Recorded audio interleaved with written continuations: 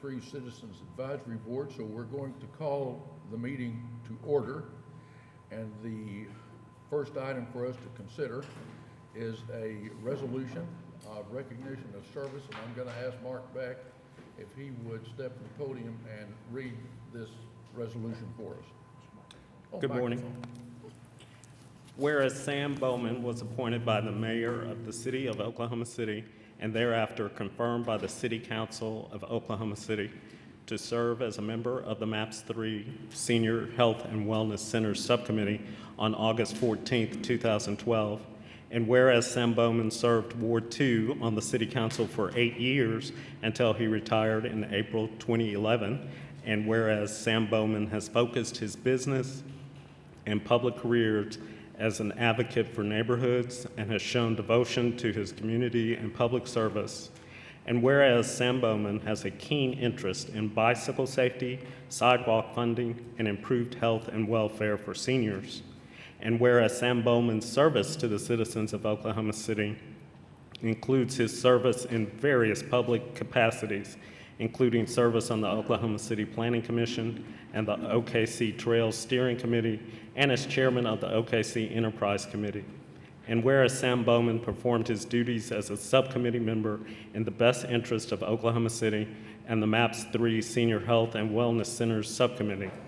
And whereas Sam Bowman has submitted a letter of resignation from the MAPS 3 Senior Health and Wellness Centers Subcommittee on July 16th and will be greatly missed.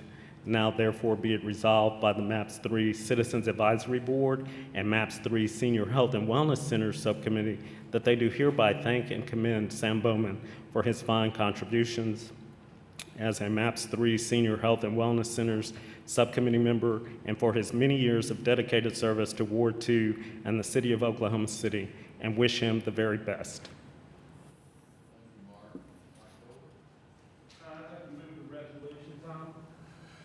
Is there a second? Seconded. It's been moved and seconded that we adopt this resolution recognizing the service of Sam Bowman. Is there further discussion? All in favor, cast your ballot. All cast your ballot.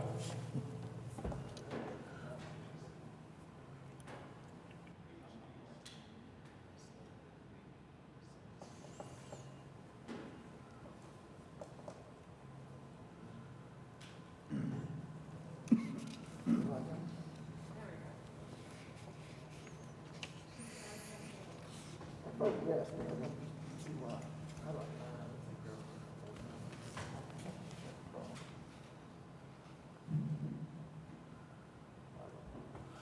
All right, the resolution has been unanimously adopted and will be delivered to Mr. Bowman. Many thanks, Mike, for your interceding in this for us as well. We really appreciate all that Sam has done for our city. That brings us to item 3 on the agenda, which is the consideration of the minutes of June the 24th, 2021. I've been advised that there is an error in the minutes that we are going to need to redo, and therefore we're not going to ask the board to approve the minutes. They will be brought to the next meeting for us to review and approve accordingly. So that moves us then to item 4, items for individual consideration. And I want to take just a moment of privilege here. We have what for us is a little bit of an unusual circumstance. So I'm going to ask you to turn in your agenda to items I, J, K, L, and M as we think about a procedural matter here. You will recall that at one of our previous meetings, we considered a recommendation from the Trails Subcommittee about use of excess funds.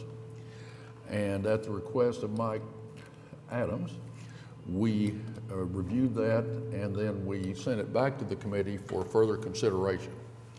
That further consideration has now taken place, and there are people here today that want to speak to it, and the acting chairman of that committee, Zane, was unable to be here today.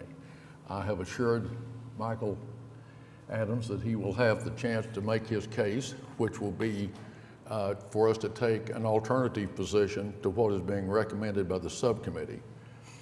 But since if the matter is to be debated, and I've assured both Zane and Mike that they will get an adequate chance to present their case, and Zane isn't here, then my thought is that we would not vote on this today, but would wait until next month. I have no reason to think that there's an urgency about it. We still have the money. There's still time to do any of those projects. And both Mike and Zane agree that it would be okay for us to move it to next month. We also have people in the citizens here who have asked to be heard on the issue. And so I'm taking it up now so that if we're not going to take it up today, they won't have to sit here for an hour waiting to find out that it's not going to be heard. Or if you choose to go ahead with it, of course, it's on the agenda and we can definitely do that. There is, as I like to say, a middle ground. One of the things we could do is ask Jason to come forward when we get to that part and have him explain what the options are and what has been said, which maybe will bring all of us up to speed. Since the last meeting, I asked Mike Adams to go meet with the subcommittee and present his point of view, which he has done. And they have brought us back the same recommendation that we had before, and he wants us to consider doing something different. And so this would be an unusual step for us, and so I want to make sure that everybody has their chance to be heard on it, and I want to make sure that we do it in an orderly fashion, and there doesn't seem to be any time factor that would keep us from doing that. So I'm asking you your pleasure. We can either strike these items, we can go forward with these items, or we could do only item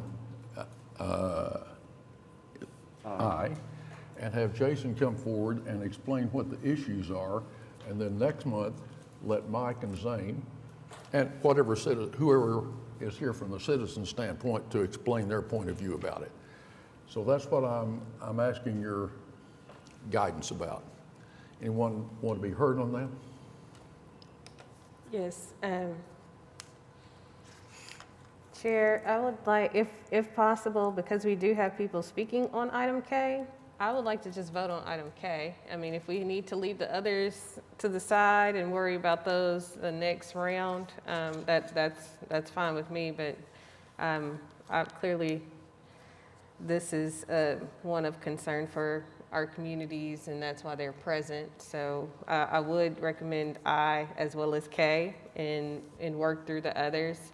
I know when we had this before, we did that virtual meeting, and I asked that it be sent back to the committee for more consideration, and in the interim, understanding a lot of the things that are happening pertaining to our trails system, not just with MAPS 3 dollars, but with our city structure as well. And this is one that we really want to get complete pertaining to this particular trail in the community. And this is other projects that are upcoming, and some small things that are happening and buzzing in the community are somewhat dependent on this particular trail. So those are my thoughts, and I hope we can consider that as we consider the other pieces of this.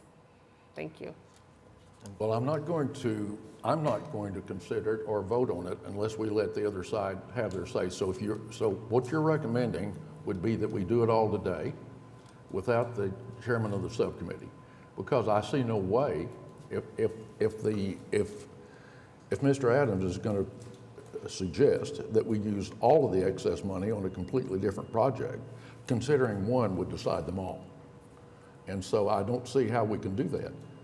But I'm open to anyone else's thoughts about it. Mr. Chairman? Yes.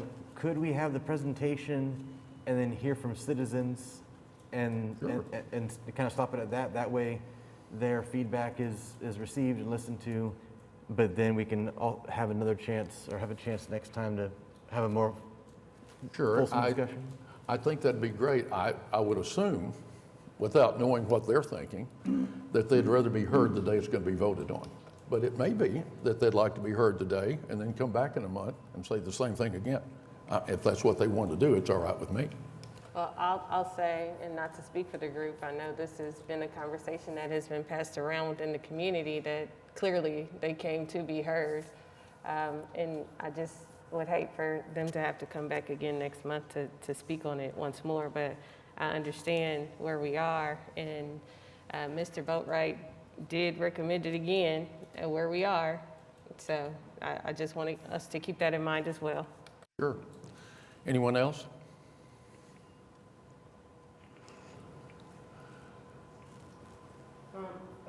Actually have a question.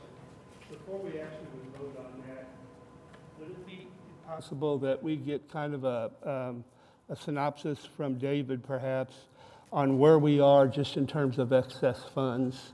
How much are still available? I also know that I think that the park is asking for a pretty sizable request as well. I just want to wonder where we are in terms of monies available, how much? So let me point out that the money that's being discussed as far as the trails is within the trails subcommittee. Okay, then that answers it. Thank you. Anyone else?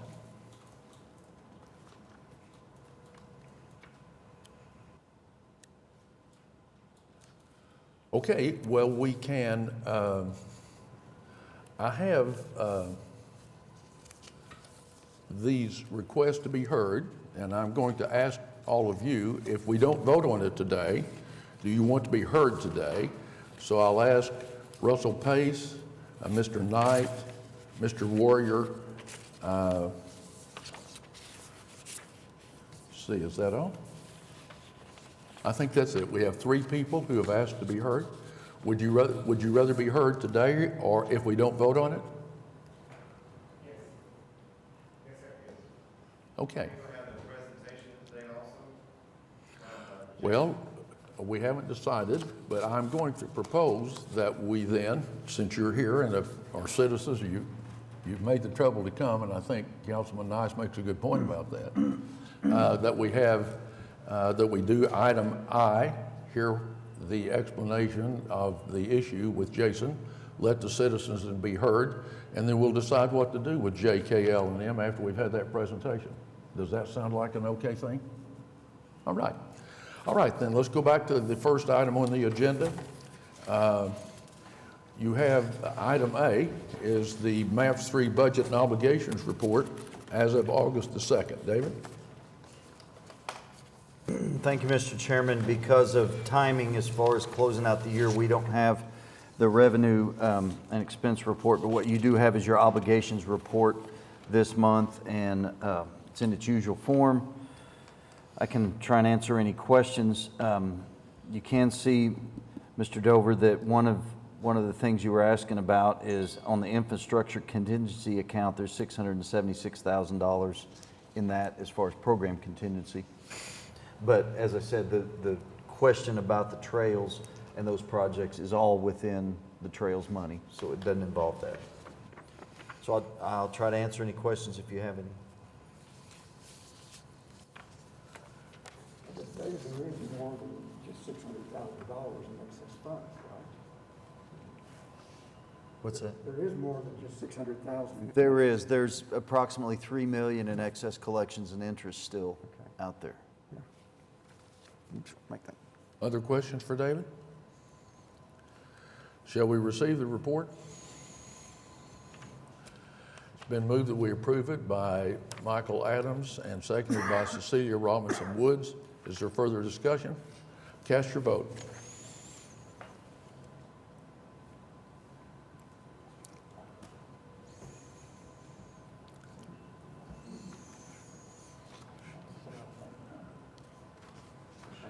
It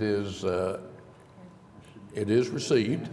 That brings us to item B under these individual items. David? Excuse me. Item B is recommend approval of specifications to be advertised for bids, project M3-R009D, water filtration equipment procurement. 800 Riversport Drive, Ward 7.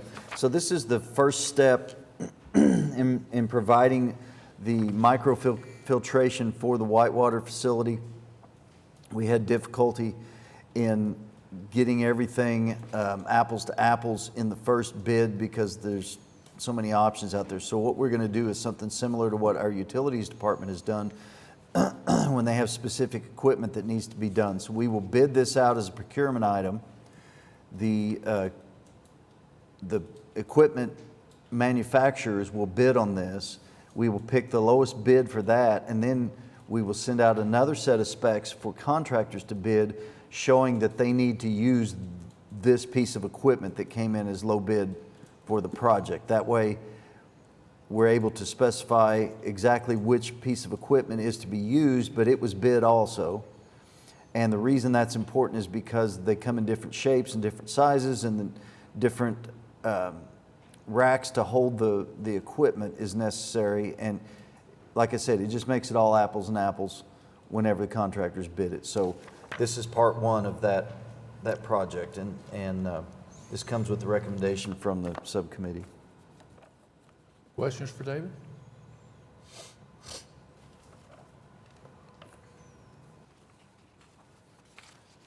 Been moved that we approve by Michael Adams. It's been seconded by Dee Morales. Further discussion? Cast your vote.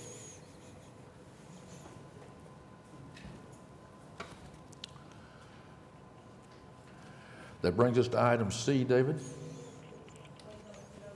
My vote screen did not come up. Yes.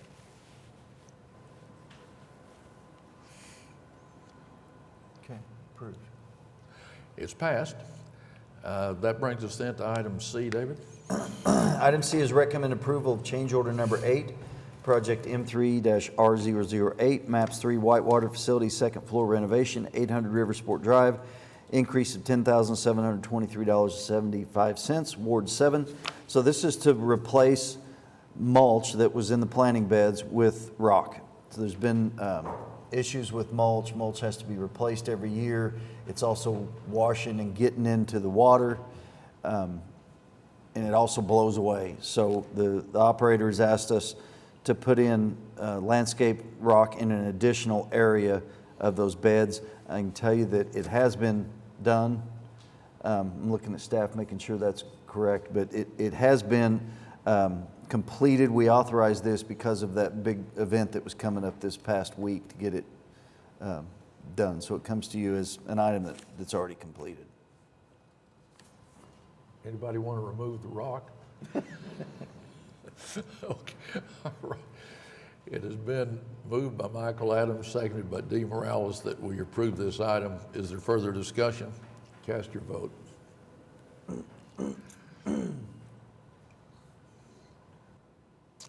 It is approved. That brings us to item D, David. Item D is recommend resolution allocating $100,000 from project M3-P006, MAPS 3 Scissortail Upper Park, 300 Southwest 7th, and $332,640 from program contingency from the Oklahoma City Capital Improvements Sales Tax Fund to project M3-P016, MAPS 3 Lower Scissortail Park, generally bounded by I-40, South Robinson Avenue, Southwest 15th Street, and South Harvey Avenue, Southwest 10th Street, and South Walker. This is to fund environmental services in Ward 6.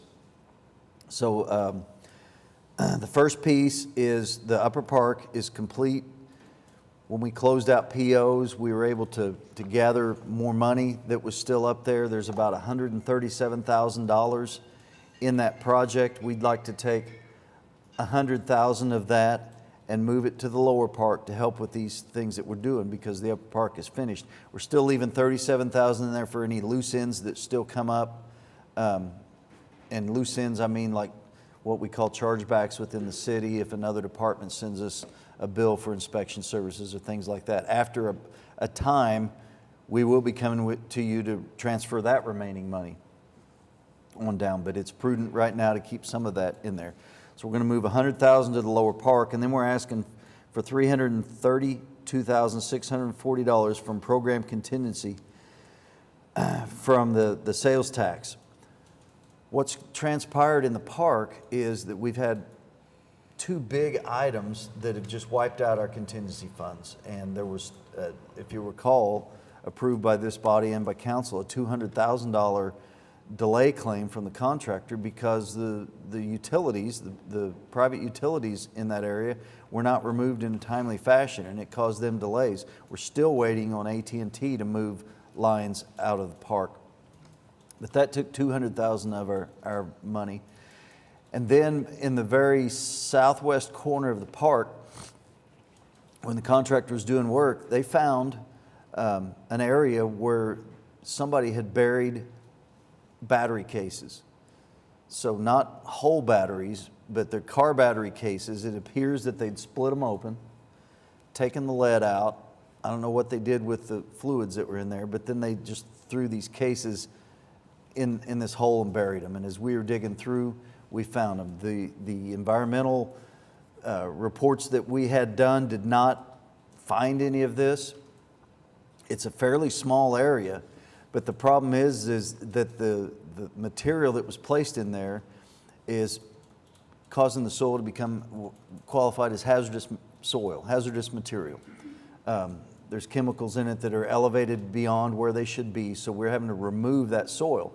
It's not just a matter of digging it out, putting it in a truck, and taking it down the street.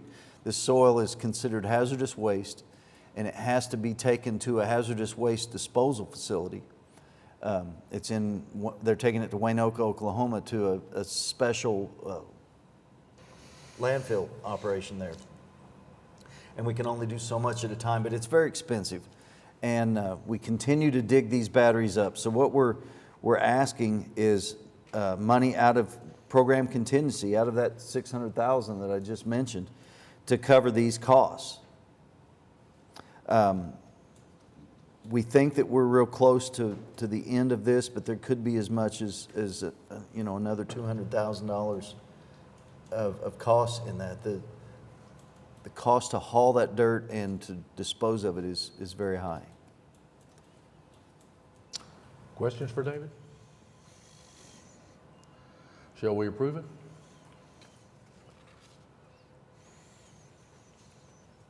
It's been moved by Nathaniel Harding and seconded by Michael Dover that we approve this. Is there further discussion? Cast your vote.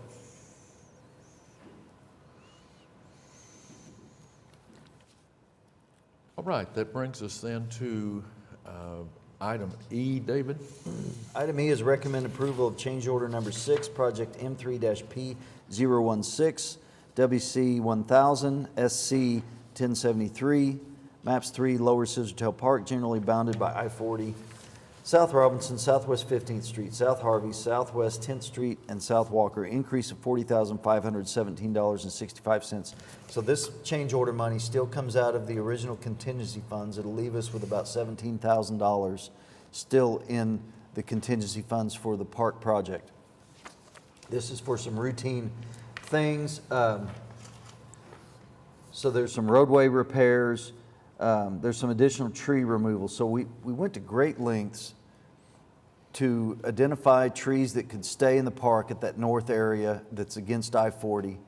And then we had the ice storm, and it came and wiped out about half of them. And this $30,000 is to remove some of those and to trim some up, and to prevent, instead of just cutting them and letting them fall and damaging the other trees, we're trying to salvage what trees we can after that ice storm. So there's almost $31,000 for that. There's some additional curb.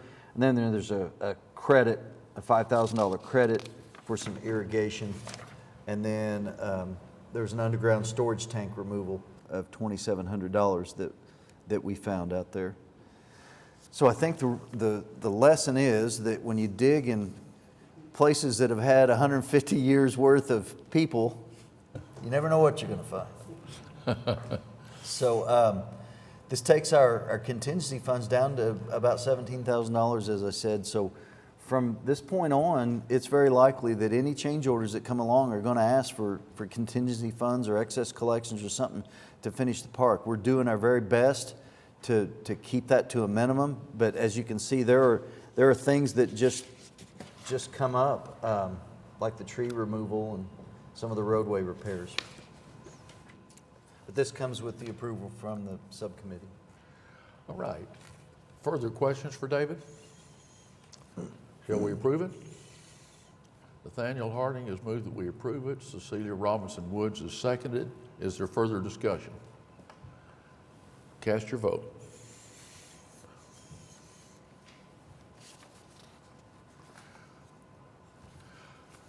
It passed.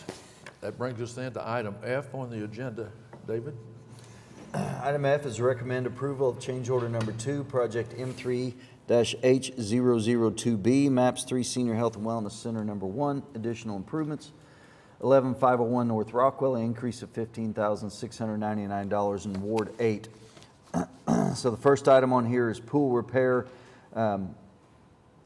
There's work that was in the pool area. The pool was drained for some of that work, and there's some plaster that needs to be repaired in that area. So there's $3,000 to replace that and acid wash it.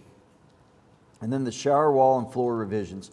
So there's $12,597 to change the shower pans and the construction methods for those. While it costs more money here, the delay because of material delivery that the contractor is experiencing, we feel this is worth it rather than keep the locker rooms down, because that is a functioning, very high traffic wellness center, and we feel like this is money well spent to keep that project moving.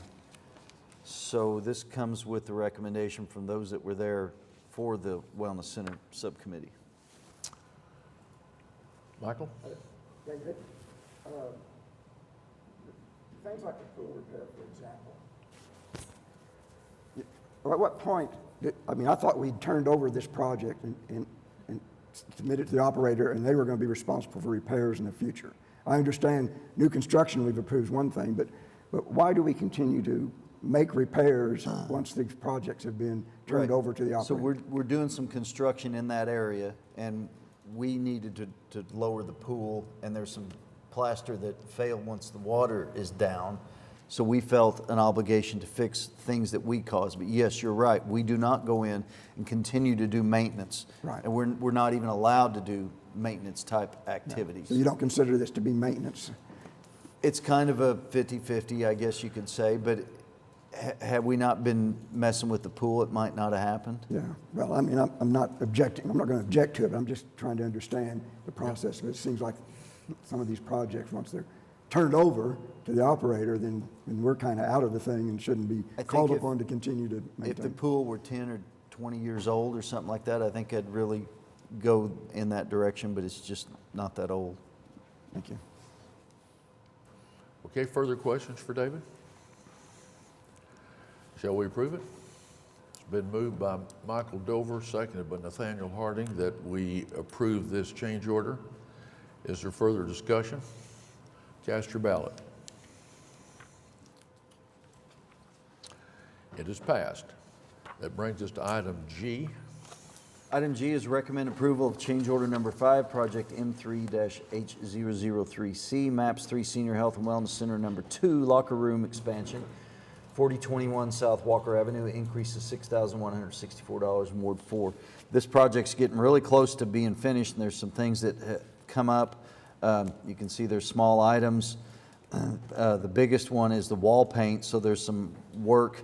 This, Mr. Adams, could probably fall in the same question that you just had. So there's work being done in the pool area, and they're going to paint that area that they're going to work, and it doesn't match the rest of the paint because of sun fading and chlorine and that kind of stuff. And to keep it from looking so dramatically different, we're going to go ahead and paint the rest of the walls so that they match when we finish this project. So you could consider that maybe maintenance, but it's really a matter of making it look right because we're doing work in that area. There's some door sensors, and then there's some door modifications to keep the rain out, that they were having problems with some leaks in that area.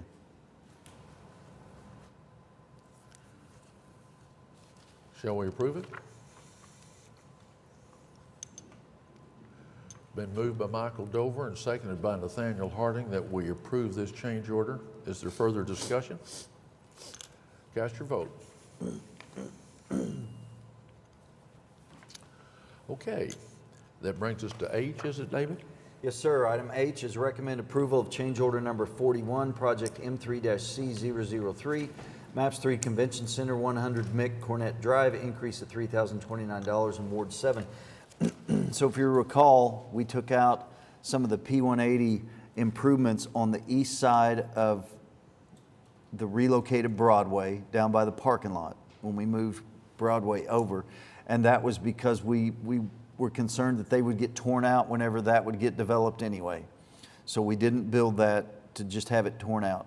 We failed to provide any kind of erosion protection or any sodding in that area, and we're trying to close out the project, and the city's stormwater control people said we need to get some sod in there. So it's $3,000 to sod that area. Questions? It has been moved by Cecilia Robinson Woods and seconded by Dee Morales that we approve this change order. Further discussion? Cast your ballot. It passed. All right, that brings us to item number I on the agenda, which is a presentation on possible uses of excess MAPS 3 trail funds. Jason? Mr. Chairman, could I mention one thing that we Sure. we had items J, K, L, and M on here as individual items to give the maximum flexibility for whatever the board wants to do. Felt like last time we didn't do that, and it looked like we were trying to lump things together. So I want to give full maximum flexibility, understanding that there is a limited amount of money that we have, and we can't award all. You can't vote yes on all four of these. It's So, yeah, to some degree, these are mutually exclusive. I mean, if you do some of them, you can't do the others. That's just what it boils down to, and that's what people are here to think about. Jason's going to explain it to us. Jason, go ahead. Thank you, Mr. Chairman. Good morning, Board. It's great to see everybody this morning. So we ran through this yesterday at Subcommittee, and obviously we're here this morning to help lead the Board through this same conversation. So yesterday I started off by, I guess, just acknowledging the fact that we've been having this conversation for some time. And so what made the most sense to us is really to go back a few months and pick up the story in around February when we first brought these projects to the Subcommittee. So as we have done with all of these presentations, we usually start with just revisiting all of the work that's been accomplished to date as a part of the MAPS 3 Trails project. And so you see here just really a snapshot summary, essentially 4 phases of work, the West River Trail connection, the Will Rogers Trail, obviously the improvements out at Lake Draper, and then I'm identifying, I think on your budget reports it's listed as West River Trail realignment. I'm showing that as a 4th phase here. All of the budget numbers that you see here, the obligation numbers that you see on your slide are per the July report, I believe, which I think is pretty consistent with the budget report you probably received today. So that's just the budgets, the dollars at a high level. If you were to go back and add all of that information up, we've constructed roughly 29.2 miles of trail improvements as a part of MAPS 3, and so you can see the total dollar value for the improvements that we've constructed. Really, we have about $4.1 million remaining that we need to decide what to do with. I've included this in the other presentations, and really what we're doing is just some simple math. We're taking all of the dollars that we've spent and dividing it by the number of miles of trails that we've constructed. So the one thing I would like to caution the board with, or maybe just qualify this number a little bit, you have to remember that these trails have been bid and constructed over several years. And so not only do you need to think about inflation, it's likely that we can't build a trail today for what we could have 6 or 7 or 8 years ago, just under normal situations. In the last 6 months, the bid market's gone crazy, the construction market's gone crazy, material prices have gone through the roof. And so while we are providing this unit price here, $1.2 million a mile, I just want to, I guess, qualify that a bit and make sure you understand the context and how we came up with that number. So based on that $1.2 million a mile, we anticipate we could build as many as 3.4 miles of trail improvements with the dollars that we have left.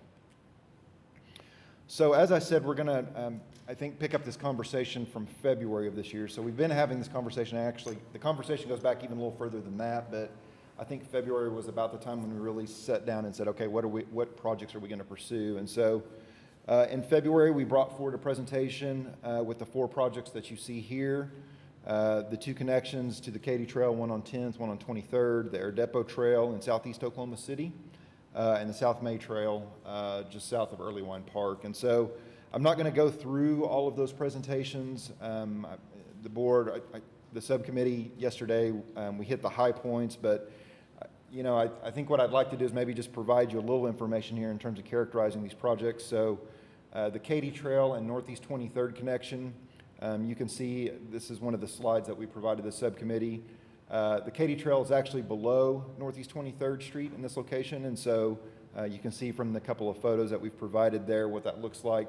So the idea would be if you look at the depiction on the left side of that slide, the idea would be a connection from the Katy Trail that would need to rise as it travels to the west, essentially tying onto the sidewalk that's at Miramar and Northeast 23rd Street. And so that yellow dashed line that you see in the slide is essentially what we're envisioning as the scope of the project.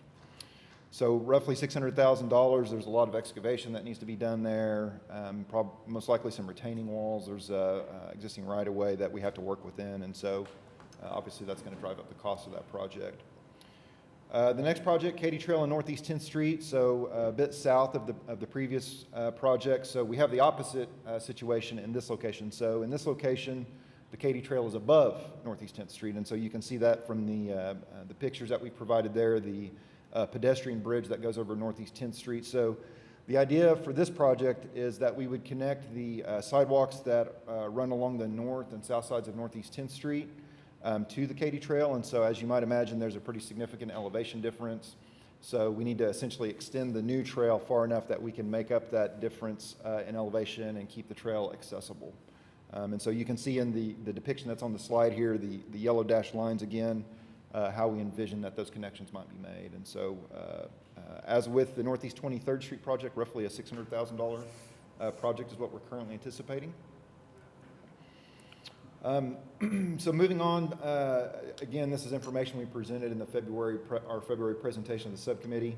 The Air Depot Trail, so this is along Air Depot Boulevard between essentially 74th Street and 59th, Southeast 59th, and so this is on the west side of what used to be the old General Motors plant. I think it's now part of Tinker Air Force Base. When we brought this forward to the subcommittee in February, we made an effort to go back to Bike Walk OKC. So Bike Walk OKC was issued originally in 2018. There are a lot of maps and projects.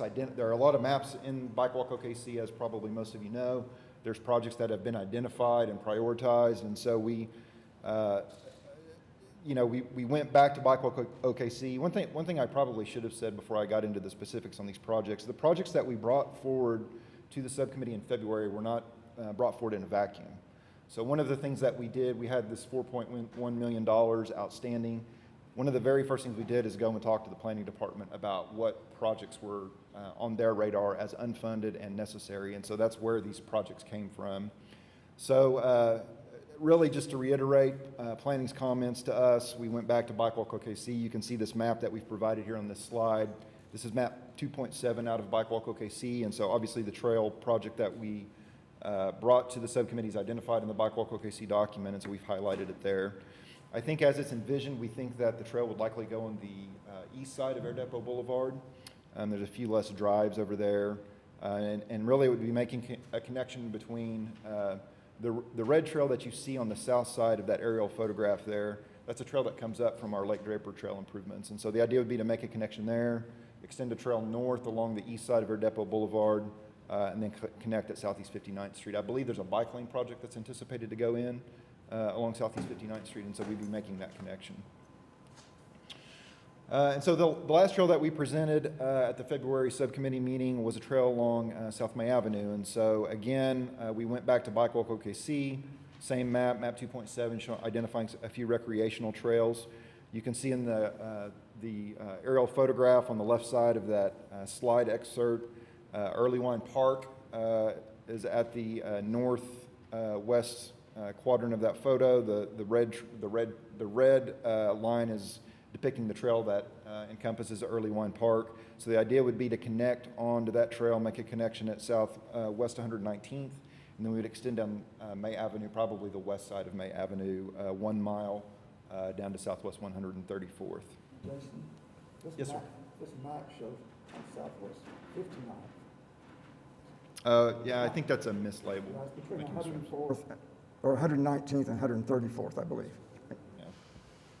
It's funny, I presented this 3 times and no one's caught I that. just so now thank you noticed for it, bringing yeah. it up. So those were the 4 trail projects. So when we brought those projects forward in February, what happened was we got some comments back from the subcommittee. And so the conversation was essentially about this area that you see on the slide this morning. So it's this area around the I-35, the I-40 interchange, or the Oklahoma River, where the First Americans Museum is. And so the conversation was really about, we've got all of these trails that basically converge in this one area of Oklahoma City, but there's no connection between them. And so the subcommittee offered that up, wanted David and his staff and ADG to go back and spend some time in looking at that. And so that is what we did. So after the February subcommittee meeting, we came back, we immediately went and talked with the Parks Department a little bit. We had heard that were in the process of bidding some trail improvements in the area. And so what came out of that was this idea about assisting the Parks Department with what they're calling the Greenway Trail. And so you can see it here, again, about 0.6 miles, $600,000. To give you a little bit more information on what the Greenway Trail is, so this is in February, March. Really, the slide that you're seeing here is an excerpt from a presentation that we brought back to the subcommittee in March. So we reported back to them. We visited with Parks Department. They're in the process of bidding this Greenway Trail. You can see it there highlighted in that salmon color. This is really the scope of that trail. All of the existing trails are grayed back, and so you can see they're making all of those connections that were identified by the subcommittee as being necessary. So as we continued to talk with them, though, what we found out is that they had bid the project and then had come in over budget. And so in order to get the project back in budget, they had divided it into several segments. And so we started to talk about 3 different segments. Segment A, which is the connection on the north side of the Oklahoma River over to the Katy Trail on Northeast 4th Street. And then a segment B, which we've divided here on this slide, or the slide that we brought to the subcommittee in March of this year, into 2 segments. Segment B1, which goes down MLK or Eastern, and then a segment B2, which goes east-west across Southeast 8th Street. So the idea would be to connect people who might be using the trail on the north side of the Oklahoma River down to the Grand Boulevard Trail that you see there on the lower left-hand part, or lower right-hand part of the slide. So in kind of working through this with Parks, we told the subcommittee that they were in the process of rebidding the segment A, so the connection from the north side of the Oklahoma River up to Northeast 4th Street, but that they needed some matching funds to help them secure funding for the segment B1 and B2. And so the idea was, as we presented it to the subcommittee, that the MAPS 3 collections, $600,000 would be used as a matching fund and would enable them to bid segment B1 and B2, so the purple and the green that you see there in the slide, as one larger project. And so we brought that to the subcommittee in March as another project to consider. And that's really kind of where we left it until this, obviously, this conversation started last month. And so, last month, so fast forward a couple months, July of this year, we received some comments at the board about trail improvements in Southwest Oklahoma City. And so obviously one of the first things we did is went back and looked at the implementation plan. And so as Mr. Adams has identified a few times, there is some language in the implementation plan that speaks to trail improvements in Southwest Oklahoma City. The items in particular, I think in the implementation plan, it refers to a connection from the Grand Boulevard Trail to the Early Wine Trail. I've highlighted here on the slide, so you don't have to read the whole thing. From the Grand Boulevard Trail to the Early Wine Trail, it has in parentheses, it says Lake Draper Trail and Airport Trail. You can see we've identified the Airport Trail in the lower portion of this. So we spent some time going back trying to find what was meant in 2010 in regards to, or by the words Airport Trail. There's Obviously, there's been a lot of talk since that time of Lariat Landing and the developments that are going on around the airport. But we went back, based on the guidance that we got from the board in July, we went back, looked again at Bike Walk OKC. We seem to have identified this corridor along May Avenue, and so it's a little bit hard to see. This is again out of Bike Walk OKC, map 2.7. The Grand Boulevard Trail is on the north there. We have another exhibit that I'm going to flip to here a little bit just to further clarify this. So Grand Boulevard Trail obviously loops the interior part of the city, shown in green there.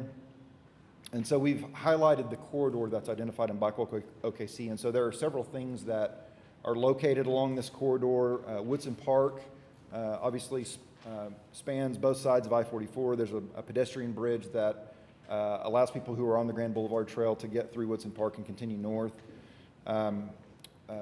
There's a Syl Goldman Park, which I found out yesterday is the inventor of the shopping cart. Thank you, Mr. Adams. So I didn't know where that name came from, but it is obviously lies in close proximity to this corridor. Obviously, Oklahoma City Community College at basically I-44 and I-240. We've highlighted it there. And then, of course, Earlywine Park at the south end of the trail. And so as we, since July, we spent some time looking at this corridor with Mr. Adams. You can see here the alignment varies a little bit from what was identified in Bike Walk OKC. So Bike Walk OKC essentially connected the Grand Boulevard Trail to Earlywine Park right along May Avenue. And so, we looked at this corridor with Mr. Adams. We think that there's possibly an alternate alignment that makes a bit more sense. And so we've identified that for you here. So the idea would be at Woodson Park, connect both sides of the Grand Boulevard Trail so that people that are using the trail, maybe biking the trail, don't have to go over the pedestrian bridge that goes over I-44. We didn't identify it on this exhibit, but really we'd go south along what is Independence Avenue. So that's a little bit more comfortable corridor than South May Avenue. We would wrap around the west side of Syl Goldman Park, and then really down the east side of airport property, down to about 59th Street, or I'm sorry, 59th Street.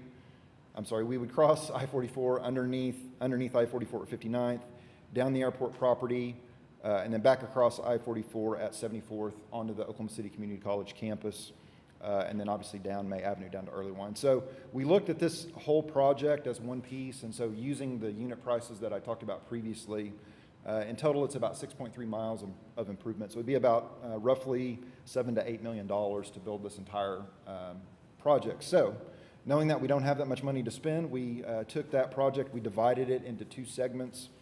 And so you can see those here, Segment A and Segment B. Segment A would essentially get us from Woodson Park down to Oklahoma City Community College at a price tag of about $4.1 million.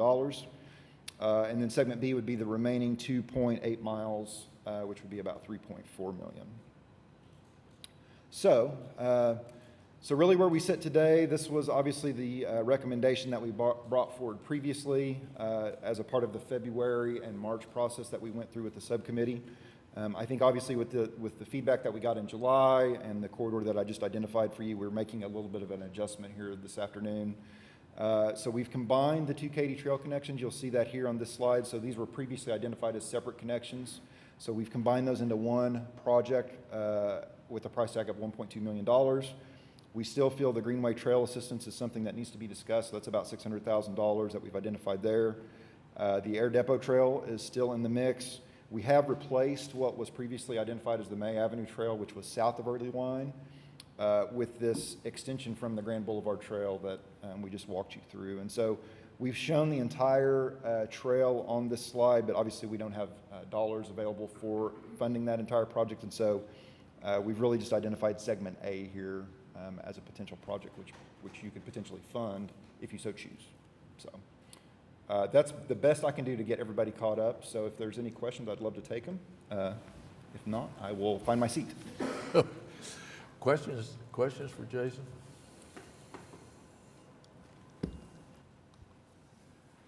Well, let me see if I'm making sure I understand. So we've got what, we've got 4 items here, and if we did item J, that is $4,100,000, we could not do any of the other three, or if we did any of the other three, we could not do the $4,100,000. Is that kind of it? I think you've got it. It is. Okay, so they are, to some degree, mutually exclusive. So if we did any one of the other three, we couldn't do J, and if we do J, we can't do any of the others. So I'd be glad for anybody to ask Jason any questions. Yes, Mike? I'll just say, I'm going to propose item J, but in respect of Zane and at his request, I'm going to save my comments until we're able to vote on the issue. Yes, and I guess that hasn't been decided what we're going to vote on or what we're not going to vote on today, so you may get a chance. Okay. So my thought is, I feel a personal commitment to Zane to not go forward with something from his committee at his request to hold it over. But of course, you guys can outvote that. So if you choose to do that, we can do it. And we have a lot of citizens here who have come to be heard, and we can certainly hear from them. So I guess I'd ask, what's your pleasure? If you don't propose to do anything, then we'll just go down the agenda. But if we do go down the agenda, I'm going to give Michael Adams will be the first one to speak about J, if he wants to. That will be followed by action or non-action. We will then go to K, and Russell Pace, who's a member of the subcommittee, will be here to be heard about that, and Councilman Nice, if she chooses. And then we have several people who are here to speak in support of item K, and then we'll go to L and M. Or we can defer action till the committee chair is here. So what's your pleasure? Nathaniel? It is an option to hear the comments from the citizens, but essentially just decide that we're not going to take any action. I mean, is that We certainly can. procedurally correct? Sure, I think we can, I kind of think, subject to Carol telling us what we can't do, I think we can hear the citizens and would love to do that. Is that what you're proposing? Yes. Okay. Carol? Okay. All right, so Nathaniel is proposing that we've heard the summary and that we let the citizens who are here be heard so that their trip will not have been in vain. Does that? Is that a motion or? Well, is it a motion? Yes, I'll make it a motion to make it. It is a motion that the next step for us will be to hear from the citizens who are here. Is there a second? Do you need a motion for that? I don't know. I don't think we need a motion. We don't need a motion? Ooh, I can't rescind stand, my motion. then I can't stand all this power. I just didn't realize I had all this authority. This is so much fun. Okay, well, then we're going to then hear from the people who, from the citizens who are here on the subject of the use of, this is under item I, on the possible uses of the MAPS 3 Trails funds. Are we all right? Is everybody all right with that? Okay, we're gonna start. I don't know for sure who is who out there, but I'm gonna just start at the top that I have. I'm gonna start with Mr. Warrior.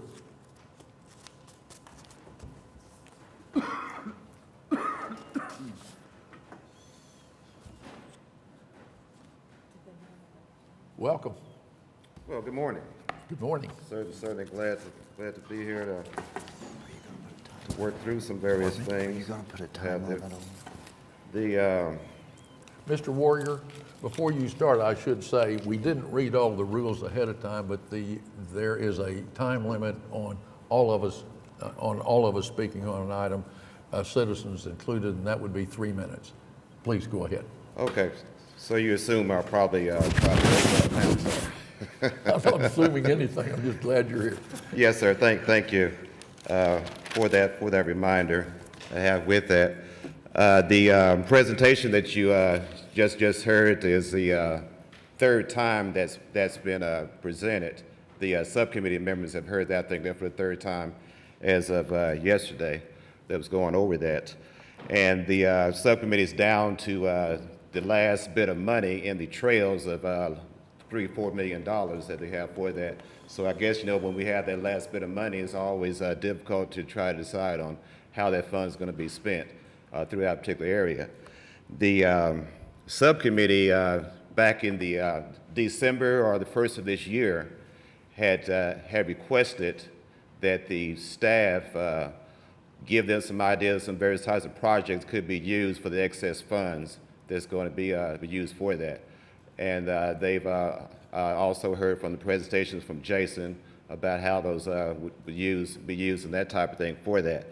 After hearing those recommendations and looking through that, the subcommittee recommended that the remaining funds be spent for trail connections, for that, not for a new $4 million trail. For that was their particular decision that we're making for that. So looking at those, the criteria and the priorities that was established with the subcommittee as to how these excess funds are going to use, I feel like that Katy Trails checks all the boxes of various items that are going to be used for that particular type of connections. It is within an adventure district. It's a very trails area. It does have connectivity, which is one key item that was discussed with the planning department's chairman on that particular item of connectivity. It does improve the current system within the Katy Trails, in that you will have connections to the north, which a trail is being proposed to go north over toward Lake Hefner, that Deep Fork Trail. There's a connection there, the south part of the Katy Trail, that's being proposed by the matching funds with the Greenway Trail for that. It is within the core of the city also with that. It has connectivity to a variety of neighborhoods along that trails that you would have along the Northeast 23rd corridor, Northeast 10th corridor. There are many subdivision areas that residents be able to connect that particular trail. This particular portion of the city area, the Northeast Quadrant, does have some challenges so far as the health outcomes. So these trail connections, which has become very popular since the pandemic, will give the residents an opportunity to be able to use those for improving their healthy lifestyle to have a particular area. The overall corridor is also in a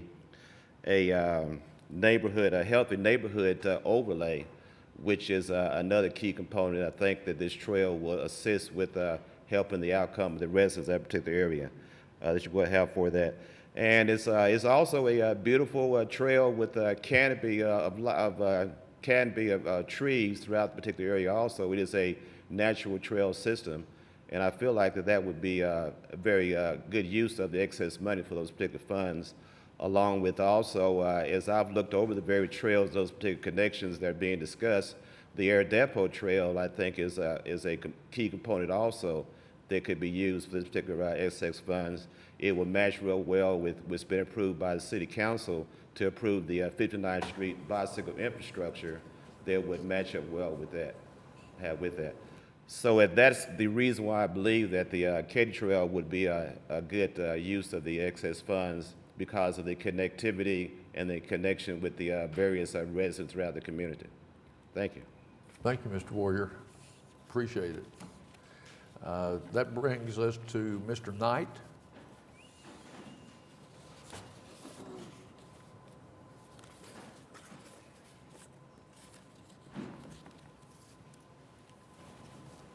Good morning, everyone. How you doing? Thank you for this opportunity. As he said, my name is Myra Knight, and I'm an avid bike rider. I ride anywhere between 100 to 200 miles a week. Back in the pandemic, of course, doing a lot of walking and riding around the neighborhoods, I've noticed that a lot of people have access to bicycles, but they were not riding those bicycles. And so I came up with an idea. So back in July 3rd of 2020, I organized the Oklahoma City Eastside bike ride. We had approximately 200 people to show up to ride from there, it was my plan to see who was interested and continuously to ride bicycles. And we sent out a lot of surveys, and a lot of people responded to those surveys, and they said, we are really interested. So I asked them, what are the roadblocks to your entry points? And they said, well, access. They live in these neighborhoods. In order to get to the Katy Trail, you have to ride on Martin Luther King, Busy Avenue, Kelly Avenue, 2-lane street to actually access this. And you're talking about people that are probably in their upper 40s or so and are very timid about getting out there. So I decided to ride the trail myself. And it's a very nice trail. Starts around Grand Boulevard and Northeast 50th and rolls all the way down to Northeast 4th Street and Martin Luther King.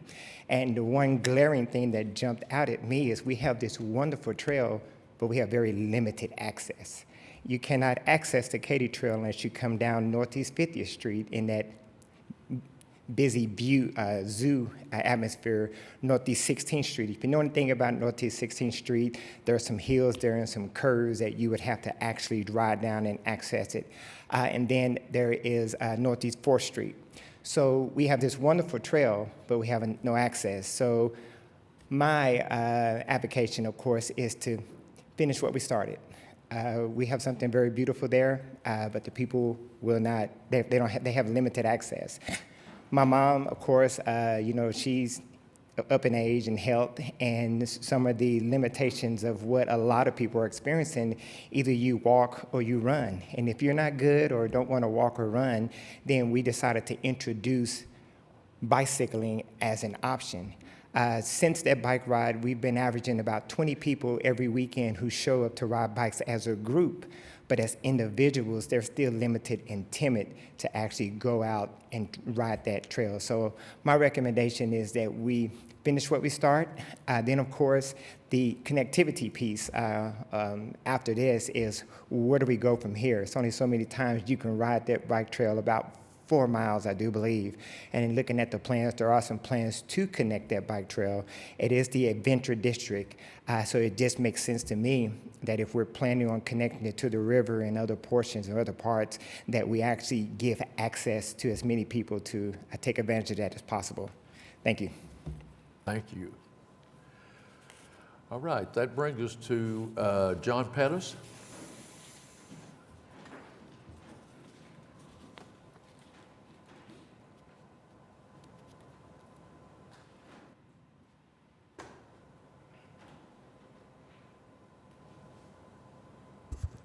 Good morning, Mr. Chairman. My name is John Pettis, 1208 Northeast 55th Street, Oklahoma City, 73111. Mr. Chairman, I would ask that item K be voted up or down at this meeting this morning for the following reason. This item has been in the process since last year. It has been discussed over and over again. It has gone to the subcommittee twice. The recommendation has been the same, that this board approve the Katy Trail connection.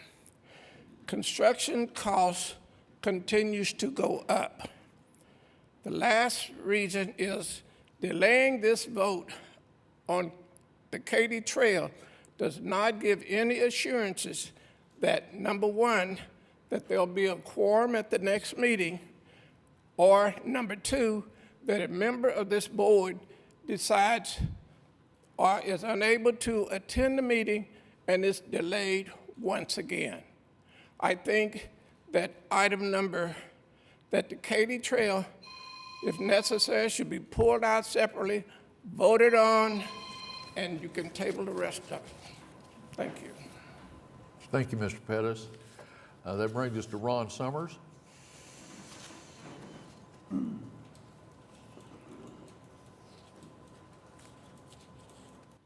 My name is Ron Summers. I live at 1011 Northeast 14th Street. Lifelong resident of the Innovation District over off of 14th and Kelly. I'm here in support of the Katy Trails. And by the way, Mr. McDaniel, I've got OCU DNA in me. I went banking and finance and grad school at OCU. I knew I liked you. With all due respect, I went to Douglas High School and also Howard University, which is where I was educated as well as nurtured at that school here. So Thank you. I'm here briefly just to say, job well done, Nikki, job well done, Superintendent. I'm here to say that I left my job cutting the yard this one to come here to say, let's be fair and equitable.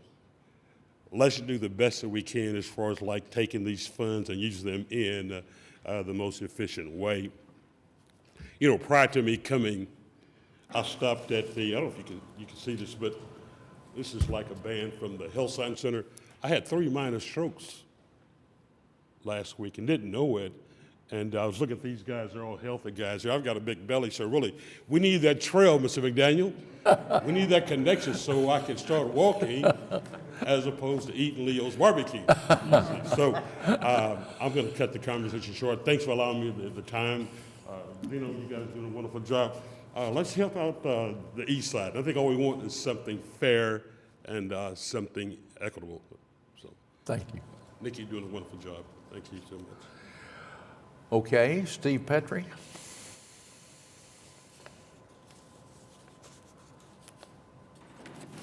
Good morning, and thanks for the last-minute addition here. I'm Steve Petty. I'm the CEO of the Lynn Institute, and we've been working in Northeast Oklahoma City for many years, collaborating with Councilwoman Nice and many of the churches and organizations over there. I'm here representing Tabitha Baptist Church, and Pastor Jeff Mitchell, who's here. They have donated some land, which is right there within the Katy Trail area, by their church, and they are turning that into a pocket park to beautify the community. This is just a few lots. Their houses used to be there, and Lynn has been helping them to get that funded. And we've got grants from the Oklahoma City Community Foundation and Oklahoma City Beautiful. And we're also working with Edwards Elementary and Sunbeam, which is just down the block from there. What we are hoping to do is show that with the Katy Trail addition in this area and being so close, everything that we're trying to do, as the gentleman said, with the biking and the walking, we're also trying to help, and we're collaborating with that community and with the churches and Tabitha to beautify and give areas where we can really look at those access to good places to walk, safe places to walk, to bike. And we are doing our part to help as much as we can to collaborate over there, just making the community healthier, and we'd love to see the Katy Trail be a part of that. Thank you very much. Thank you. Well, that brings us to our faithful subcommittee member, Russell Pace. Russell?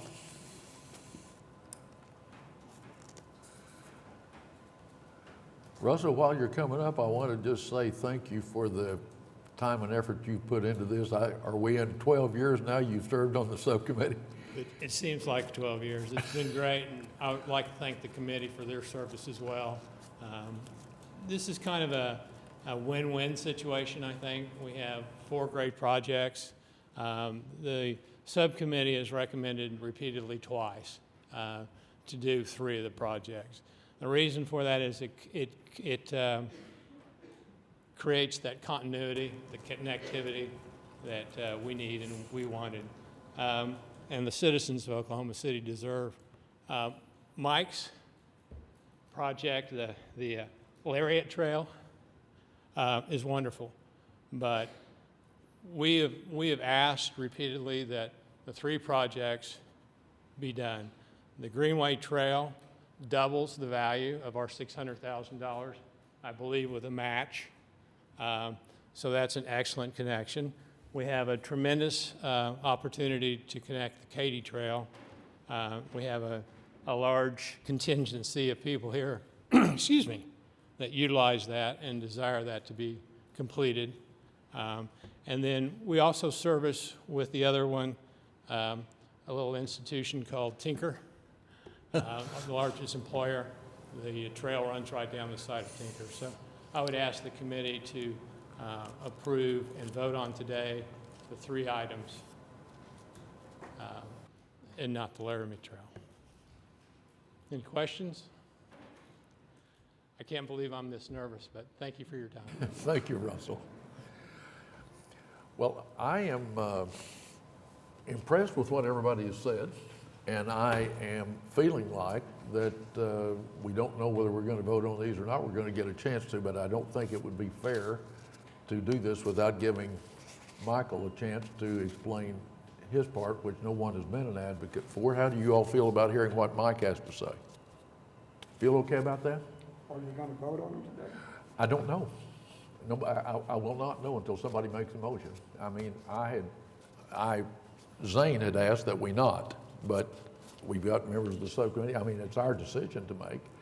But if we make a decision about, because they are mutually exclusive, I hate for us to decide to vote or not vote without hearing what you have to say, Mike. And even if we don't vote, do you mind, you want to give us your point of view on it? Oh, I can. Don't you all think that would be fair? Does that seem fair to I think we end everybody? up doing it again, whenever we vote on it, but I mean, it's. Well, I don't know how to predict what everybody's going to say. Are we going to, you want us to vote on it without you having said anything? No. Well, I was going to say, with the subcommittee members and for the community to speak, especially from hearing from Mr. Pace, and thank you, Mr. Pace, because to me that gives clarity that we should move this vote. Move the vote, especially that we have a quorum, and we've already had the conversation about construction costs and the continued delay, and if it's been a recommendation from the committee to this point, I don't understand the hesitation. And I'll add, and this is no disrespect to the chair who's not with us today, but even at the previous meetings, he was advocating for these same things that we're asking for today or voting on today. There's no doubt that you're right about that. Okay, Mike, why don't you tell us what you'd like us to know about this? Michael Adams. Mic on? Now? Okay, thank you. Well, as you might expect, I'm wanting to speak in support of item J, recommending the use of the excess MAPS 3 trail funds to connect a new trail along South May Avenue between Woodson Park and Earlywine Park. I would like to refer to this proposed trail as the Lariat Trail. This project's been poorly branded in the past as the Airport Trail, who was going to ride their bike to the airport, and later as the South May Trail, which doesn't sound very appealing either. So in an effort to do a little bit of better branding, I'm calling it the Lariat Trail. And I'm calling it the Lariat Trail for a few reasons. First, it connects and passes through the Lariat Landing Economic Development Project east of the airport. This is a huge project that the city has invested millions of dollars in, and currently there's 2 Amazon fulfillment facilities in there with over 7,000 employees. It is also, I view it also as a connection or an extension of the Will Rogers Trail. It essentially follows the I-44 corridor just as the Will Rogers Trail did up north, and of course Will Rogers is associated with the Lariat, and so that ties in there. And lastly, it ropes in South Oklahoma City and connects it to the rest of the trail system. So that's why I've come up with the tag of Lariat Trail. My advocacy for this trail is based on the following ideals: commitment, need and merit, timing and funding, and fiscal responsibility, any one of which I feel justifies the funding of the Lariat Trail. I'm so glad that Jason Cotton reviewed the MAPS 3 implementation plan today and reminded us all that the airport trail was included in that plan. The MAPS 3 implementation plan was completed many months ago, or after many months of research and analysis, and was approved by the board and the city council 12 years ago. I believe this board has always looked upon the implementation plan as a guiding document and a commitment to the citizens of Oklahoma City. We have done our best to complete all the projects outlined in the implementation plan, and I think we have been successful in that regard. First slide. You have my slide, Karen. So this is the implementation plan that was included in the airport trail. They include the airport trail. This is the slide I think that Jason had up there earlier. As this plan states, the third phase of the MAPS trail plan was to include a loop trail around Lake Stanley Draper and a connection from the Grand Boulevard Trail to Earlywine Park. These were tagged Lake Draper Trail and the Airport Trail. We've built the Lake Draper Trail, and now it's time to address the Airport Trail. One of the reasons given by the subcommittee to reject the funding of the Lariat Trail yesterday was they didn't have the money to build both segments of the trail presented. Many of us have served on subcommittees that have had to deal with funding shortages. The normal solution has been to pare down the project and build what we can afford, or to ask for more funding. They chose to do neither. I don't think the board has ever been faced with a subcommittee recommendation to abandon a project that was outlined in the implementation plan and instead spend excess funds on projects that were not included in the implementation plan. At an earlier presentation to the Trail Subcommittee, I was challenged to go raise the money if I wanted a trail in southwest Oklahoma City. I was stunned because the money's already been raised in MAPS 3. That's what we've been working with, and it was allocated to the airport trail. All I've been trying to do is protect that allocation and ensure that the funds are spent on the projects as originally allocated. I feel that we should meet our commitment to the citizens of Oklahoma City and that any remaining MAPS 3 trail funds should be allocated to the projects in the implementation plan and not diverted to other projects. On the basis of commitment alone, I feel the Lariat Trail should be advanced, but I also want to justify it on the basis of need and its own merit. Next slide, please. We've reviewed this map before. It was presented a few months ago by Jeff Butler, a city planning director. This map shows the existing funded and planned trails. The map clearly demonstrates that South Oklahoma City is underserved by existing or funded trail projects. If I lived in North Oklahoma City, I would have 3 different trail options to connect to the river trails and thus to the rest of the trail system. But I live in South Oklahoma City, and there are no trail connections to the river trail and thereby no connections to the rest of the network. I and my neighbors have to drive halfway across the city to access the existing trail system. Although underserved, I don't think that South Oklahoma City is undeserving. The areas in South Oklahoma City between I-44 and I-35 in particular are very densely populated, diverse, and represent a wide range of income levels. The residents of these areas have families, ride bikes, are conscious of their health and the health of their families. They also paid the sales taxes that have supported the MAPS 3 programs. They are entitled to the same public amenities as any other area of the city. Next slide. This map is a map of bicycle collisions reported between 2003 and 2015. It shows a dense area of collisions in South Oklahoma City in the area that would be served by the Lariat Trail. This indicates 3 things to me. 1, there are a lot of bicyclists in Oklahoma City, in South Oklahoma City, that they're having a lot of accidents, and they need better and safer bike facilities. I don't think anyone thinks that South Oklahoma City is less deserving of bicycle infrastructure than other areas of the city. The planning and prioritizing of bike trail projects are done in the planning department and are documented in Bike Walk OKC.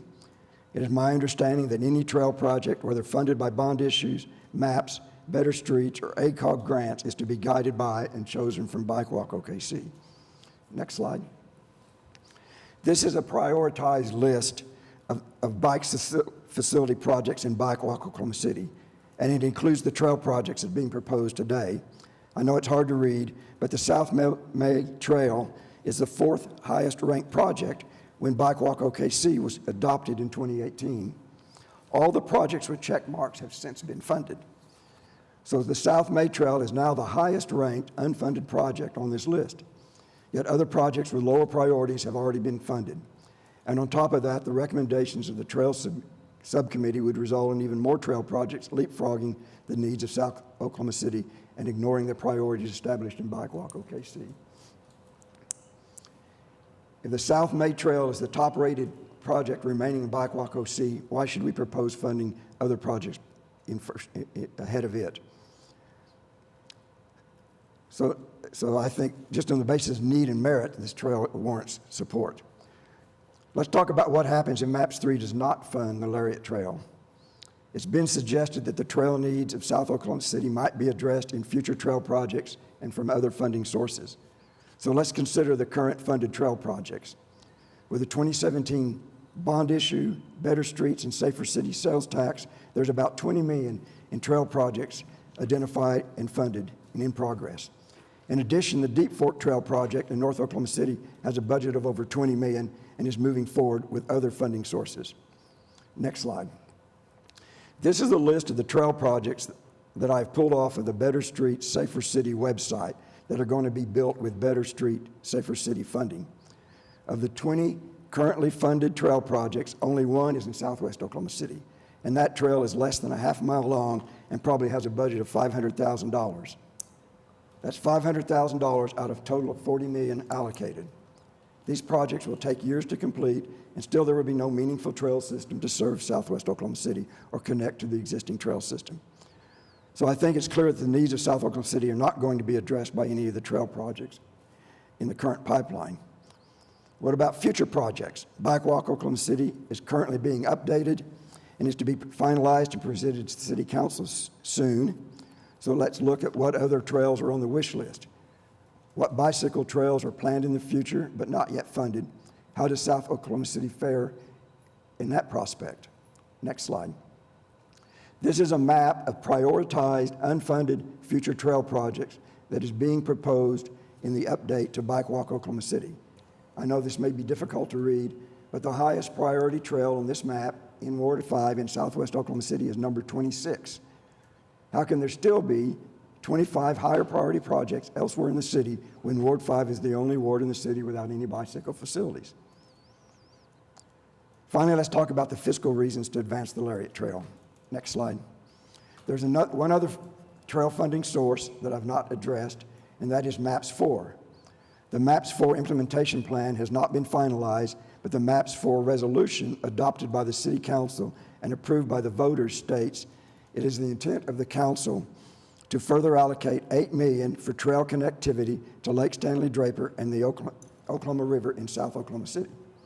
Looking at this map again, the connection described in MAPS 4 between South Oklahoma City and Lake Stanley Draper would be the trail highlighted in yellow as indicated along Southwest 104th.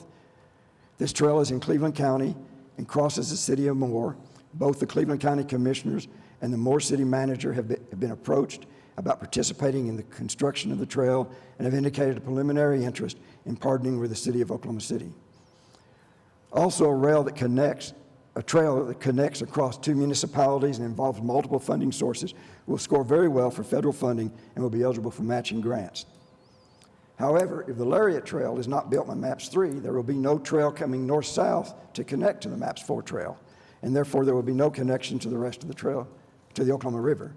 If we don't build the Lariat Trail, we're setting MAPS 4 up for failure. This would be a lost opportunity to leverage the city's fund to build more trails than would otherwise be possible.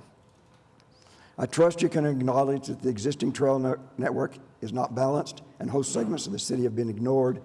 It is also evident that the completion of the currently funded projects, i.e. the Better Streets and Deep Fork, will exacerbate this imbalance and will continue to invest almost exclusively in North Oklahoma City. It is going to require some concerted efforts to balance the existing inequities and to ensure that future projects are prioritized to address unserved and underserved areas of the city. It is up to us to take a step toward addressing this problem. I hope I have established a few points. First, that South Oklahoma City is underserved by the existing trail system. Second, the residents of South Oklahoma City are not undeserving and are entitled to the same amenities as other areas of the city. Third, that MAPS identified this shortcoming and made a commitment to meet the needs of South Oklahoma City by building the airport trail. That other funded and planned trail projects are not going to address this inequity.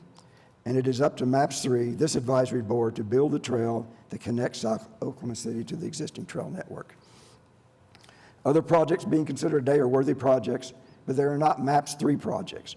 We need to follow through on the promises and commitments made by this body as laid out in the implementation plan. I recognize that it would be unprecedented for us to override the recommendations of the Trail Subcommittee, but I feel it was also unprecedented for the subcommittee to ignore the implementation plan. I feel strong that the South May Trail project was a commitment made by MAPS 3 and is a responsibility we cannot ignore. In that regard, if we're going to vote, I would like to make a motion to approve item J on the agenda that recommends the use of the excess MAPS 3 trail funds to construct a new trail along South May Avenue corridor between Woodson Park and Earlywine Park, not to exceed $4.1 million. All right. Carol, help me through this. You've now heard what Mike had to say, and we do have a motion. Is there a second, and then we'll have discussion? He seconded. Who did? You have a second. Oh, I'm sorry. This new technology is really making me hard here. Michael Adams has moved that we approve item J, and has been seconded by D. Morales. It's time for discussion. Is there a discussion? I would move a point of order. I got to go back to the agenda. Would J be the next item on our agenda? It is. Okay, all right. So we are definitely following the agenda. And the point that I want to make sure everybody understands is, if we were to approve this, I believe that we would not be able to do any of the others that follow it based on the money we have available. Am I right about that, David? Based on the money that's available within the Trails Subcommittee. Yeah. Now, there is other money in MAPS 3, Yes. I got excess that. funds, and so if somebody wanted to move some of that money be reallocated to one of the other projects, that would also be a possibility, I think. I also have a clarification in regards to, and I know, Tom, you spoke about Zane not being present, but in regards to a recommendation coming around the subcommittee. In that the subcommittee has, I'm assuming, heard the same presentation? Similar one. Okay, and they did not forward that to this board? Right, so the subcommittee approved essentially what is items K, L, and M. Correct. So Russell is here, perhaps, that he could shed some light on, even though Zane isn't, Russell is a faithful member of that subcommittee. Russell, you want to explain to us? I take it you'd like to say something.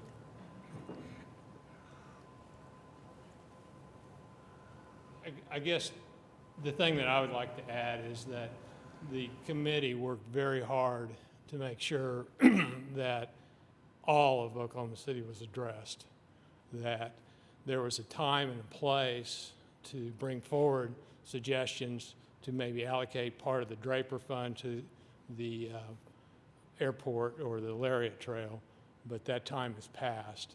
The committee has made numerous recommendations for those three, and we would ask that you move those today. And so the committee did not forward item? We did not act on it. Okay, We did not make a motion on it, and we did not vote against it. okay. Anyone else want to be heard? I would say that Russell's correct, and I only got involved in this in the last few months, and I'm sure is viewed as a Johnny-come-lately on the scene, but you know, I guess in my mind, and as a member of this board, and the way I know we followed the implementation plan, it had always been my assumption that whatever excess funds were available would go toward the items that were in the implementation plan, and only when it became apparent a few months ago that they were considering funding other sources did I get involved and start trying to go through the process, through the system, and work with the subcommittee to try to get them to consider this project. And I'd say that, you know, they've worked long and hard and studied the other proposals, and I said they're all valid projects and valid needs. They heard for the first time yesterday the proposal on the Lariat Landing. There wasn't much discussion about it.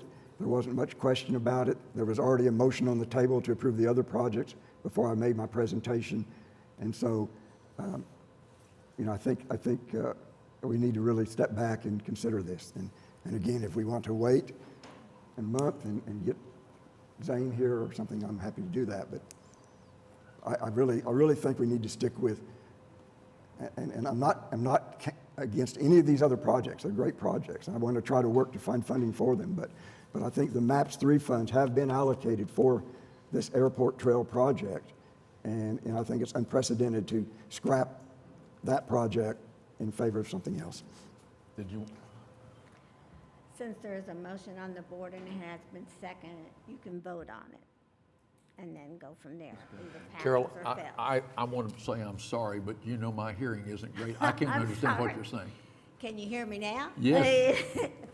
There is a motion and a second, so you can vote either yes or no. If it fails, then it fails. If I it understand. passes, it passes. Thank you.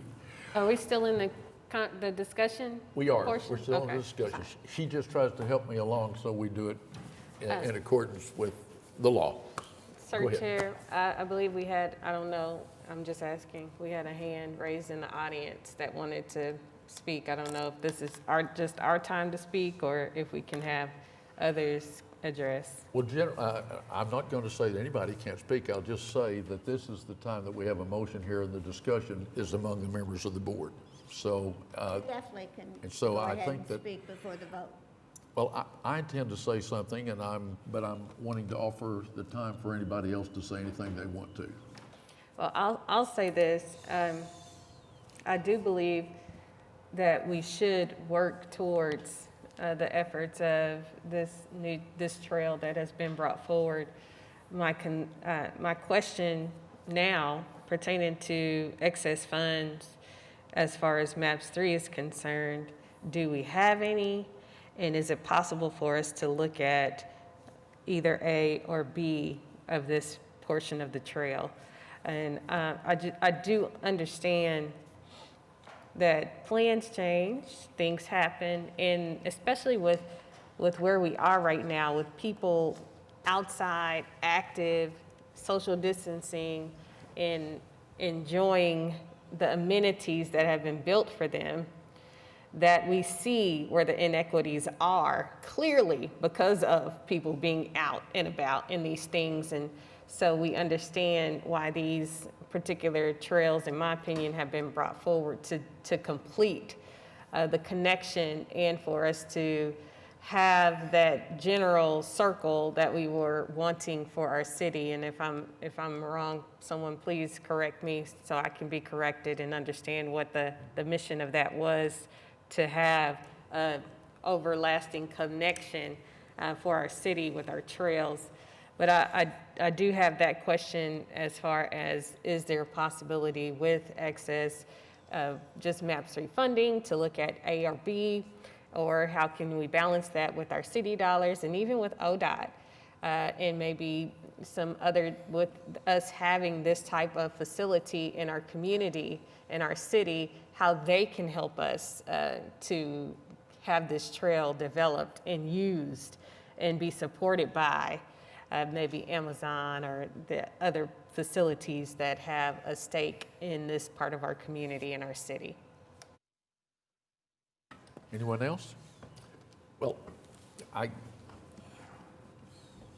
Tom? my inclination is to say that everybody's right. Go ahead.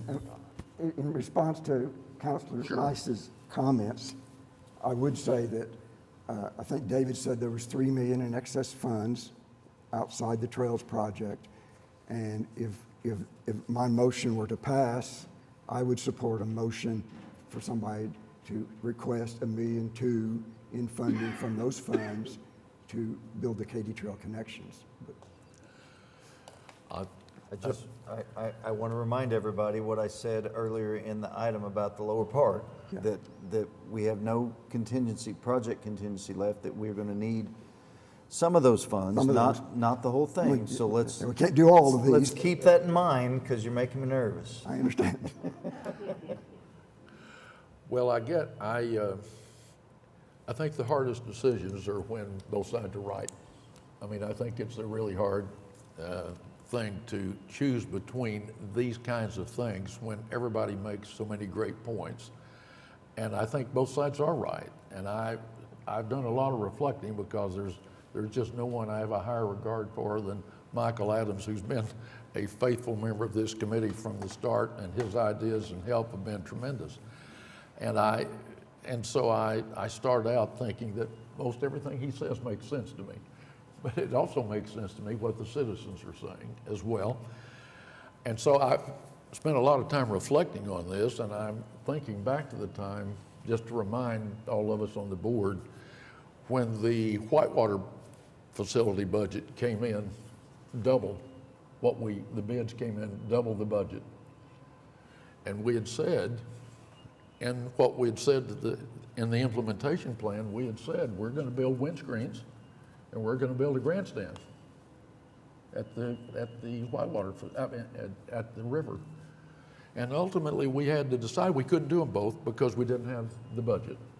And so we didn't build the windscreens and we didn't build the grandstands, because we thought the Whitewater was really the essence of what we were trying to accomplish there. And so even though we had represented that we were going to try to do that, when the money didn't happen, we had to alter our plans.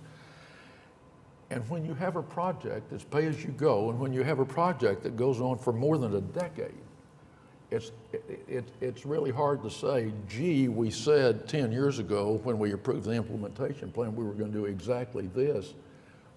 I feel like we have to think about what makes the most sense to do today. And we argued with Michael Dover. We said we're going to build 4 or 5 senior wellness centers.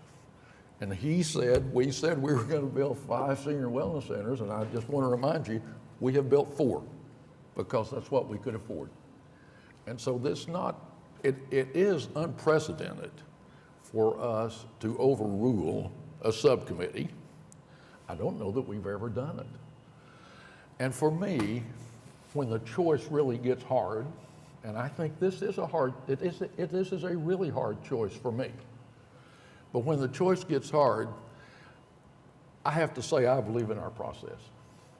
I have to say I believe that process was designed to put people like Russell and the people on that subcommittee in a position to look at the details, to adjust as we go, to try to adapt to the money we have, and for us to review it and make sure they're doing their job. So just me, I'm going to vote no on this, even though I think Mike Adams is right. I definitely think that we need to spend some money in Southwest Oklahoma City. But I so believe in our process and what the subcommittee has done. And if the council thinks we're doing it wrong, well, Councilman Nice and the others we're just a recommendation group. That's all we are. So that's my 2 cents for what it's worth. I agree with Michael Adams that it's needed and they deserve it, but I'm going with the subcommittee. So anybody else want to be heard, they can. And I'm sure Michael's going to tell me how wrong I am. I'll make another comment. And I regret this issue has gotten provincial. Yeah. I mean, I think we've always tried to avoid that here. It's human nature for people to support the projects close to home in areas of the city they're familiar with. And you're hesitant about projects you're unfamiliar with. Sure. And so, I once asked how many subcommittee appointees were from South Oklahoma City. And only one was identified. Out of the 70 or 80 subcommittee members that we have on all these subcommittees, we could only identify one subcommittee member in South Oklahoma City. And so I'm the lone voice up here. And I hope I've established that this is a need. It was a recognized need by MAPS 3 12 years ago. It's still a need. It's not going to be addressed in the next 10 years with any of the other projects. And so we're voting, we're telling the people in South Oklahoma City that they're not entitled to the same amenities. I mean, that's what we're telling them. I know here, the advisory board, we've each been appointed to represent our wards. And I think we've been really good about considering the needs of the entire city.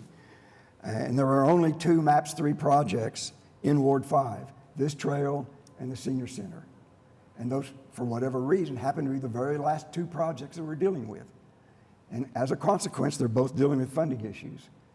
And I have supported all the previous projects, and I hope that you would support this one too. Well, if I ever have a project that I'm in favor and want to be supported, I sure hope I have you on my side, because you've made a really good case, and I think you've done it in a very gentlemanly way. And now, Dee, it's your turn. Yes. Okay, thank you. I live near Lake Hefner, so I have the plethora of every walking trail at my disposal. But I do recognize that South Oklahoma City, there is a big, huge, glaring gap. I mean, it's obvious, and it's obvious that the people in South Oklahoma City have and should have access to be able to physically exercise, take their families out, picnic, and enjoy some kind of trails.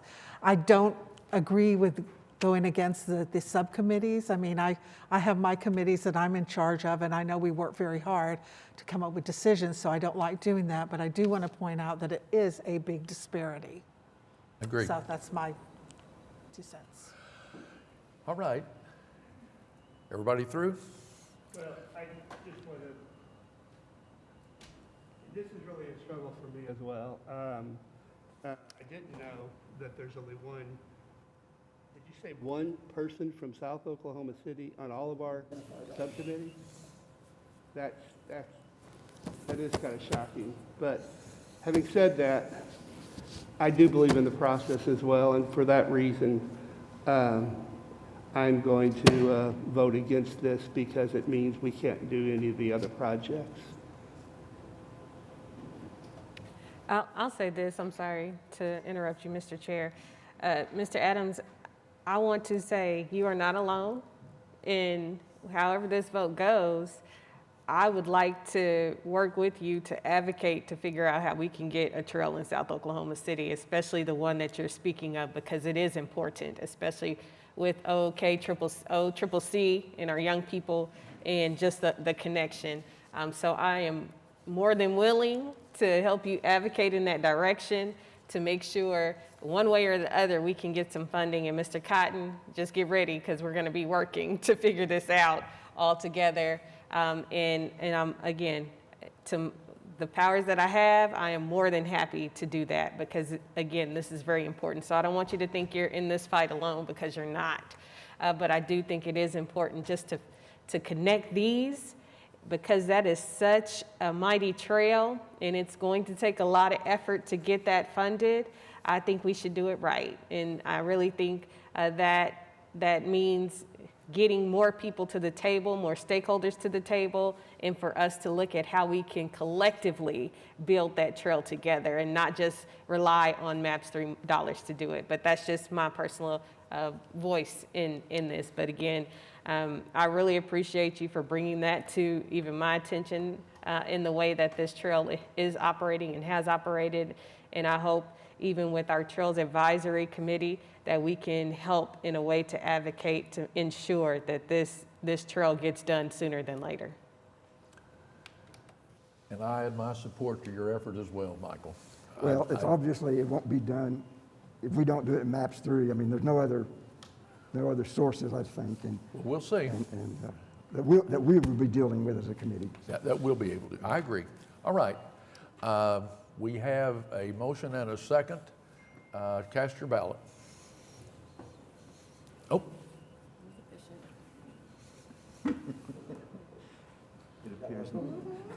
It appears Ms. Nice has done that before. If it appears that I'm having a hard time with the decision, I guess I am.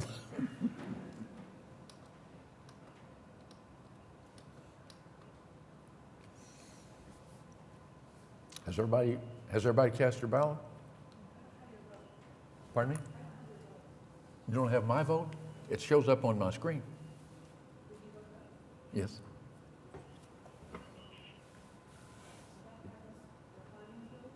You don't have what? Mr. Harding's vote. It's on my screen too. No. And I don't have Ms. Morales. You don't have one? It's a yes?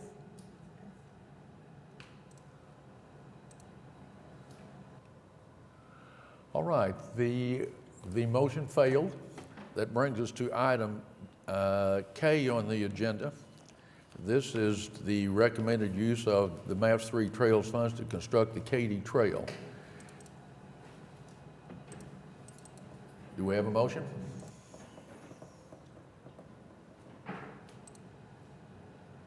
It's been moved by Cecilia Robinson Woods and seconded by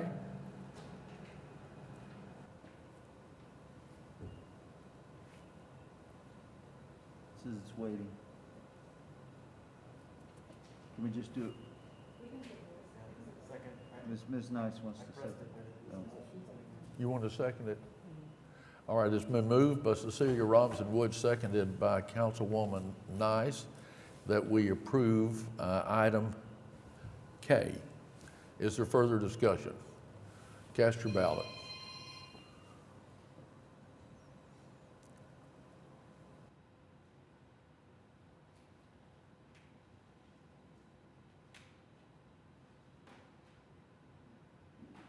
Nothing's working?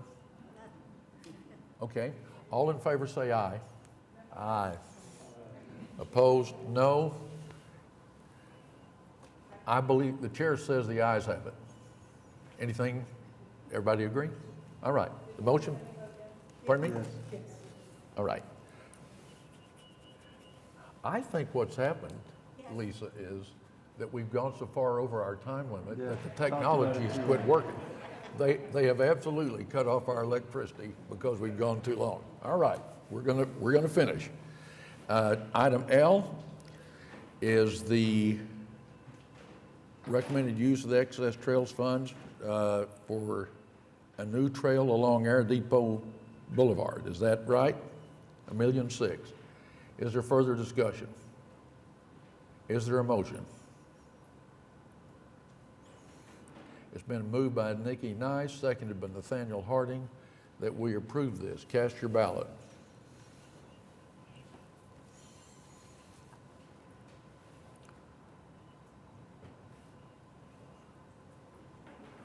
It has passed. That brings us then to item M. That is the proposed Greenway Trail along Eastern Avenue. Further discussion? Is there a motion? Cecilia Robinson Woods moves that we approve it, seconded by Nikki Nice. Discussion? Cast your ballot.